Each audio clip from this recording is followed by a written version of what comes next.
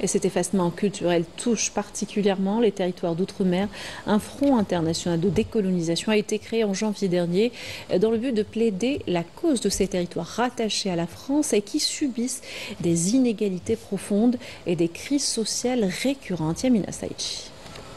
La France maintient encore sous tutelle plusieurs territoires d'outre-mer, dont la Martinique, où la question coloniale demeure un sujet d'actualité. Face à cette situation, des militants appellent à l'internationalisation de leur cause, appelant à une décolonisation de leur territoire.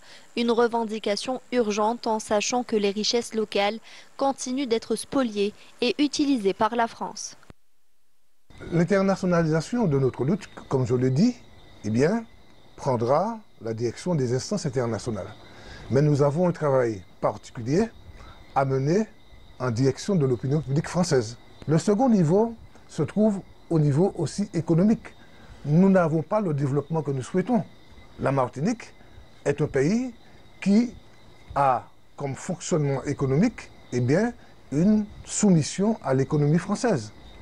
Certes, il y a des transferts, mais ces transferts d'argent sont récupérés par la France, par les impôts et par d'autres moyens. Et puis nous avons Kourou, en Guyane, où la France envoie ses fusées. C'est un endroit bien placé sur le globe terrestre pour justement lancer dans l'espace des fusées Ariane, etc. Donc c'est un enjeu aussi important pour la France.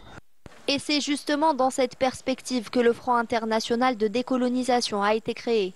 Il vise à fédérer les résistances et à inscrire les combats locaux dans une dynamique plus large. Le Front international de décolonisation s'est fixé la mission de rassembler les peuples qui se battent pour l'indépendance nationale, qui veulent rompre les liens avec la domination coloniale, les regrouper et internationaliser leur combat. Et en même temps, porter ce combat dans les instances internationales. Alors bien entendu l'ONU, le mouvement des pays non alignés, mais aussi les instances internationales des différentes régions.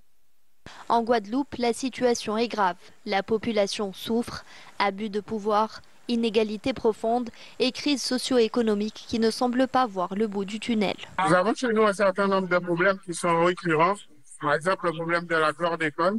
Nous avons des milliers de personnes qui sont infectées par un pesticide que l'État français, colonial français, a délibérément laissé distribuer dans les plantations de bananes. Nous avons régulièrement des assassinats commis par les forces de l'ordre envers d'autres Guadeloupéens. Et à chaque fois, la réponse, c'est souvent le non-lieu pour tous les gens qui perpétuent ces crimes en Guadeloupe. De la Martinique à la Guadeloupe, les mêmes revendications émergent. Mettre un terme à ce système colonial que le gouvernement français refuse d'assumer et dont les peuples des territoires d'outre-mer continuent de subir les conséquences.